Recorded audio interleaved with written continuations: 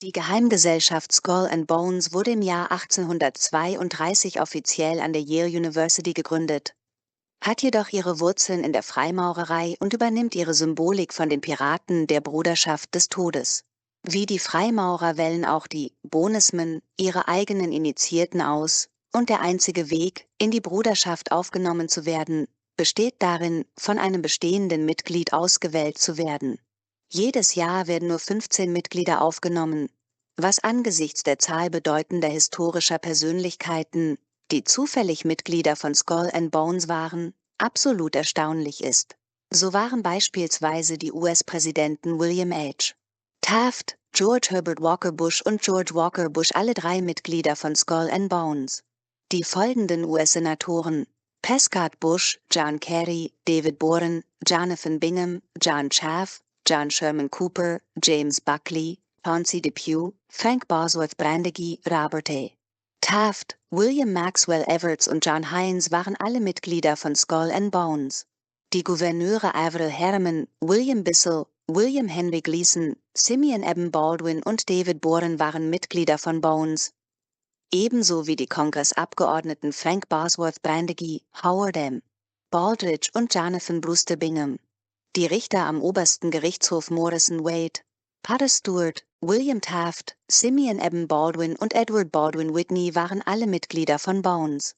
Auch Pierre J., der erste Vorsitzende der New Yorker Federal Reserve, und George L. Harrison, Präsident der New Yorker Federal Reserve, waren Mitglieder der Bones. Zitat Fritz Springmeier: Bloodlines of the Illuminati, Blutlinien der Illuminaten-Untersuchungen ergaben, dass das Hauptziel der Skull and Bones darin besteht, so viele Mitglieder wie möglich in strategisch wichtige Machtpositionen zu bringen. Rabens erklärte, dass Präsident Bush 5 Bonesmen für seine Regierung ausgewählt habe. Einer von ihnen ist der derzeitige Vorsitzende der Börsenaufsichtsbehörde William Donaldson, Jahrgang 1953. Donaldson wird keine Fragen zu den Bones beantworten. Fast alle Bonesmen haben sich in ihrem jeweiligen Beruf als unglaublich erfolgreich erwiesen. William Maxwell Evarts, Jahrgang 1837, wurde US-Außenminister, Generalstaatsanwalt und Senator.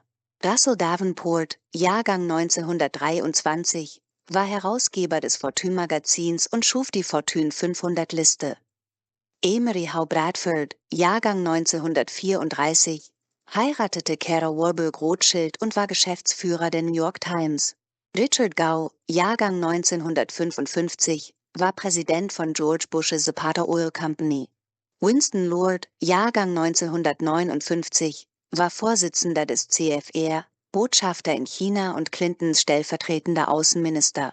Der Gründer der National Review und Moderator der Fernsehsendung Firing Line, William F. Buckley, ist ein Bonesman. Ebenso wie Henry Luce, der Gründer der Magazine Time, Life, Fortune, House and Home und Sports Illustrated.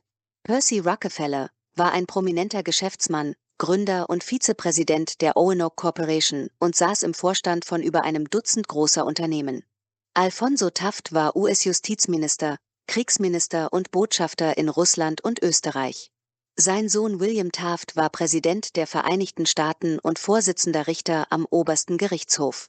Zitat Ron Rosenbaum, CBS Interview: Ich denke, Skull and Bones war etwas erfolgreicher als die Mafia, da die Anführer der 5 Familien alle 100 Jahre im Gefängnis sitzen, während die Anführer der Skull and Bones Familien 4 bis 8 Jahre im Weißen Haus verbringen. Viele Bonesmen haben ihren Abschluss gemacht und konnten anschließend eine Stelle bei der CIA oder in anderen Geheimdiensten antreten. F. Truby Davison, Howard Weaver, William Sloane Coffin Jr., V. Van Dyne, James Buckley, Bill Buckley, Hugh Cunningham, Hugh Wilson, Reuben Holden, Charles R. Walker, Robert D. French, Archibald MacLeish, Dino Pioncio, William und McGeorge Bundy, Richard Moore und George Bush sind allesamt Bonesmen mit Jobs bei US-Geheimdiensten. Zitat Gaddis Smith, Professor für Geschichte in Yale: Yale hat die Central Intelligence Agency mehr beeinflusst als jede andere Universität und der CIA die Atmosphäre eines Klassentreffens verliehen. Ein besonders bekannter Bonesman war der Großvater von George Bush Sr., der Bankier und Geschäftsmann George Herbert Walker, der Direktor von W.A. Harriman and Company, Harriman 15, American International Corporation, Georgian Manganese Corporation, Barnstable Corporation, American Ship and Commerce Corporation, Union Banking Corporation, G.H. Walker and Company, Missouri Pacific Railroad, New Orleans, Texas und Mexico Railroads war. Er war außerdem ein begeisterter Golfer und Präsident der USGA United States Golf Association.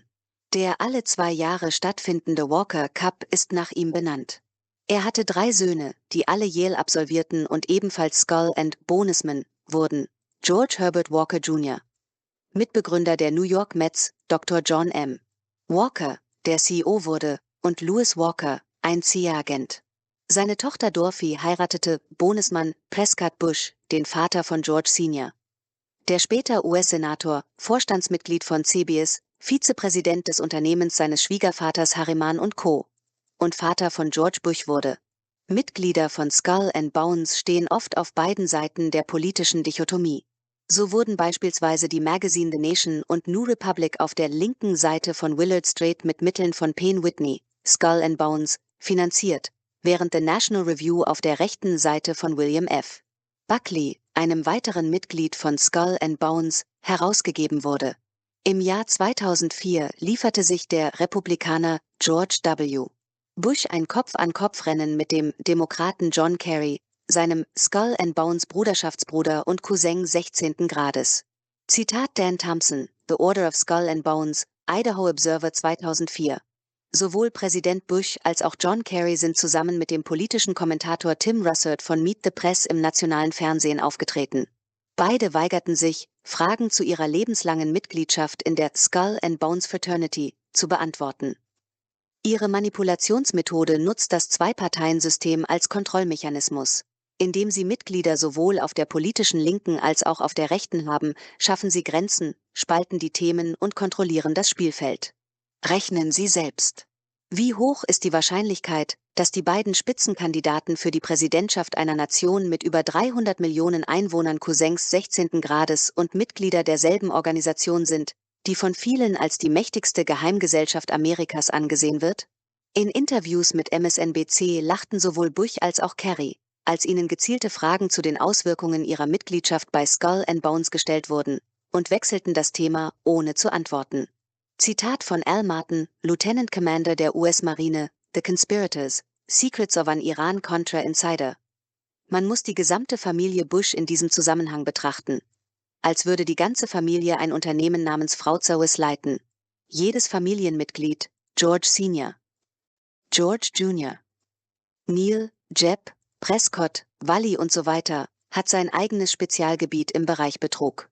George Jr. Es Spezialgebiet war Versicherungs- und Sicherheitsbetrug. Jebs Spezialgebiet war Öl- und Gasbetrug. Niles Spezialgebiet war Immobilienbetrug. Prescotts Spezialgebiet war Bankbetrug. Wallys Spezialgebiet war Wertpapierbetrug. Und George Sr. Es Spezialgebiet? Alle oben genannten Bereiche. Prescott Bush, Jonathan Bush, George Herbert Walker Bush und George Walker Bush sind alle Mitglieder der Bush-Familie in Skull and Bones. Als George W. Bush sein Amt antrat, holte er 5 Bonesmen in seine Regierung. Wichtige Akteure von Skull and Bones haben beide Seiten der Weltkriege und die russische Revolution finanziert. Sie haben das politische Paradigma von links und rechts kontrolliert und dazu beigetragen, den Weg für eine neue Weltordnung zu ebnen. 1992 sagte George H. W. Bush zu der White House-Reporterin Sarah McClendon: Wenn die Menschen jemals herausfinden würden, was wir, die Bushs, getan haben, würden wir durch die Straßen gejagt und gelyncht werden.